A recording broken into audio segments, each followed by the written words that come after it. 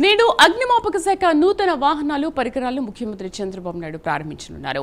15వ ఆర్థిక సంఘం సిఫార్సుల మేరకు రాష్ట్ర ప్రభుత్వం 252.93 కోట్లతో అగ్నిమాపక శాఖ ఆధునీకరణ చేపట్టింది. ఇందులో భాగంగా 33.25 కోట్ల విలువైన వాహనాలు, వివిధ పరికరాలు అందుబాటులోకి తీసుకొచ్చింది. వీటిని ముఖ్యమంత్రి చంద్రబాబు నాయుడు రాజధాని అమరావతిలోని పరేడ్ గ్రౌండ్స్ లో ఇవాళ సాయంత్రం 4 గంటలకు ప్రారంభించనున్నారు.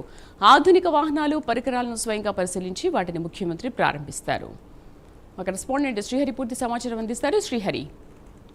రైట్ శ్రీదేవి, నేడు అగ్నిమాపక శాఖకు సంబంధించి నూతన వాహనాలు పరికరాలను అయితే ప్రారంభించనున్నారు సీఎం చంద్రబాబు. సాయంత్రం 4 గంటలకు ఏదైతే పోలీస్ పెరేడ్ గ్రౌండ్ అమరావతిలోని ఆ పెరేడ్ గ్రౌండ్ లో అయితే 15వ ఆర్థిక సంఘానికి సంబంధించిన సిఫారసుల మేరకు రాష్ట్ర ప్రభుత్వం ఏదైతే 252.93 కోట్ల అగ్నిమాపక శాఖకు సంబంధించిన ఆధునిక ఏవైతే ఉన్నాయో వీటన్నిటిని కూడా చేపట్టింది. అయితే దీంతో పాటు ఇందులో భాగంగా 33.25 కోట్ల రూపాయల విలువైన వాహనాలు, వివిధ పరికరాలకు సంబంధించి అందుబాటులోకి తీసుకురావాలని చెప్పని రాష్ట్ర ప్రభుత్వం భావిస్తుంది. అయితే ఈ నేపథ్యంలోనే నేడు రాష్ట్ర ప్రభుత్వం ఏదైతే కేంద్ర ప్రభుత్వం నిధులు ఏవైతే ఉన్నాయో ఈ నిధులన్నింటినీ కూడా వినియోగించుకుంటుంది రాష్ట్ర ప్రభుత్వం. ఈ నేపథ్యంలో ముఖ్యమంత్రి Chandrababu Naidu Amaravati police parade ground ఈ రోజు సాయంత్రం 4 గంటలకు అయితే ఈ వాహనాలన్నింటినీ కూడా ప్రారంభించనున్నారు. అయితే దీంట్లో ఏదైతే అగ్నిమాపక శాఖకు సంబంధించి సరికొత్తగా మార్పులను చేపట్టింది. అయితే దీంట్లో వీటన్నిటికి సంబంధించి 25 అడ్వాన్స్